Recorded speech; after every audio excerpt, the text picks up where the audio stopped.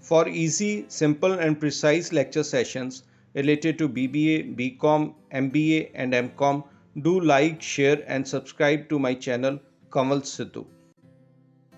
So let's first begin with the definition of the term communication. So communication is simply the act of transferring information from one place or one person or from one group to another.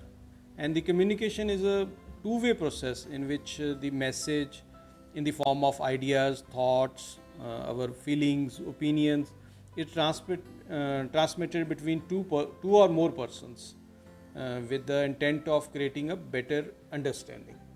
So every communication involves at least one sender, a message, and a receiver. So this we can say this maybe sounds simple, but communication is actually a very complex process. So the fundamental of communication is basically the existence and survival of humans within the organization. So it is the process of we can say creating and sharing ideas within the group of people. And effective communication involves exchange of ideas, our thoughts, knowledge, and information, such that the basic aim of that communication is fulfilled in a proper manner.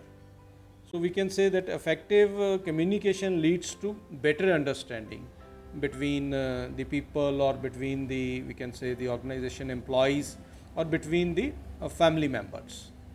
So these are the basic elements. These are sender, message, medium, that is the uh, through which the message is conveyed, and the receiver. So we will discuss these basic elements in the process part. Next comes the importance of effective communication skills. So as we have discussed in the definition part, that communication basically involves the sharing of or the transfer of information between the people or the group of people. But in order to make that communication more effective, certain kind of communication skills are required, and these communication skills helps in the organization or the business organization or people to generate awareness. Awareness means if we want to convey something to the people, for example, within a family you want to convey some good habits to your children, then effective communication skills are must, so that children are able to capture those good habits which the parents want to convey.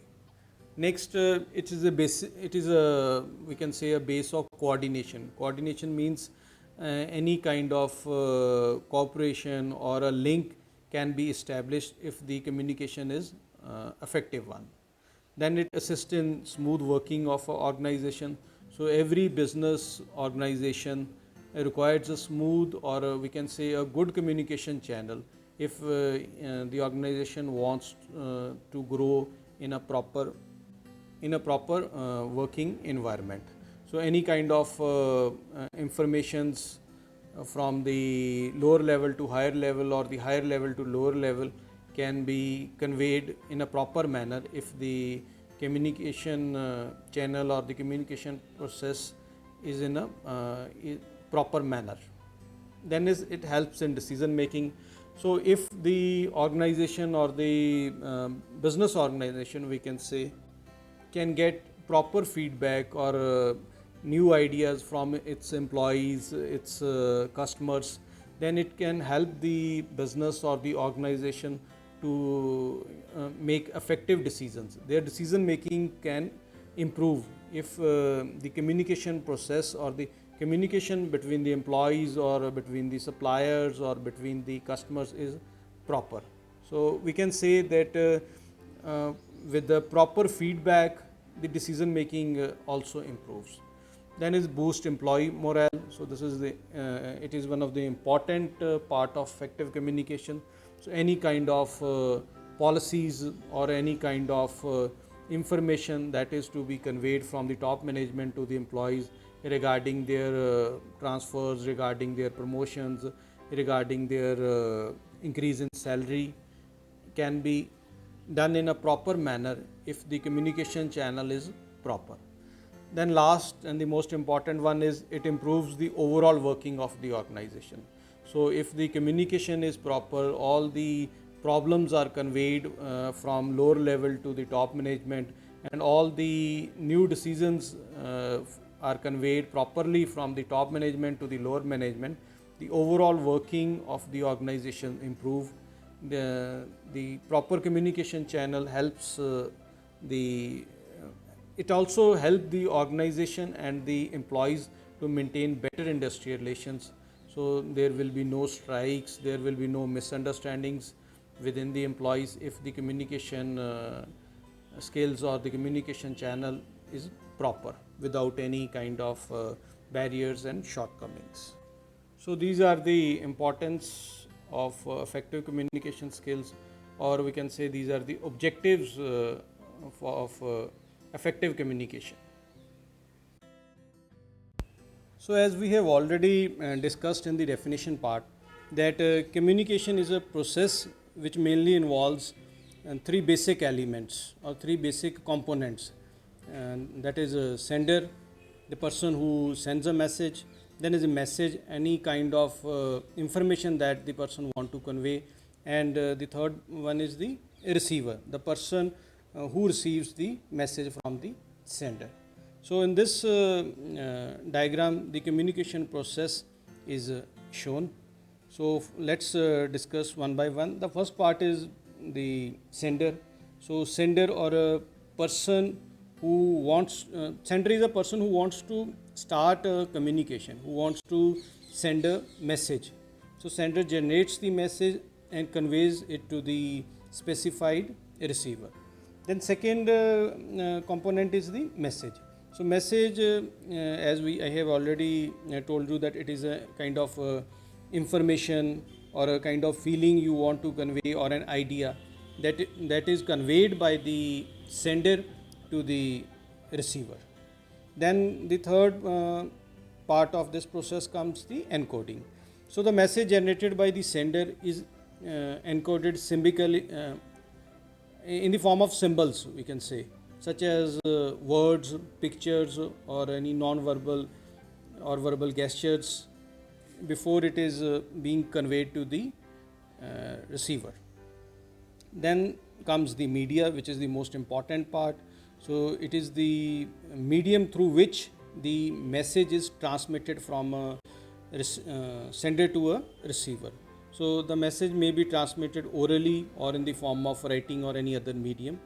And the medium of or the media of communication includes telephone, internet, or post, fax, email. And the choice of this transmission medium or communication medium depends upon the sender or the receiver, or the both. We can say that selection of media is the selection of media is done by the sender and the receiver. Then comes the decoding. So it is the process of converting the symbols encoded by the sender. So after the decoding, the message is received by the receiver. And the last and the important link is the receiver, which is the person who is the last in the chain for this whole process, whom the message was sent by the sender. And once the receiver receives the message and understand it, so it is very important for a receiver to provide a feedback regarding that message, whether the receiver has received that message in a proper manner or not. So we can say that the receiver confirms to the sender that he has received the message and understood it, and the process of communication is complete with the feedback. We can also say that feedback is an important step in the completion of communication process. Then there is certain kind of disturbances, or we call it noise. So it refers to the obstructions that are caused in the communication channel. It can be through the outside noise, for example, a bad connection facility. Then there can be issues in coding and decoding the message. then if you are sending a written message, it might be the poor quality of printout. So these are the disturbances or the noises which hamper the communication process. So we can say that noise level or the disturbance level should be at minimum level for the proper passage of communication message.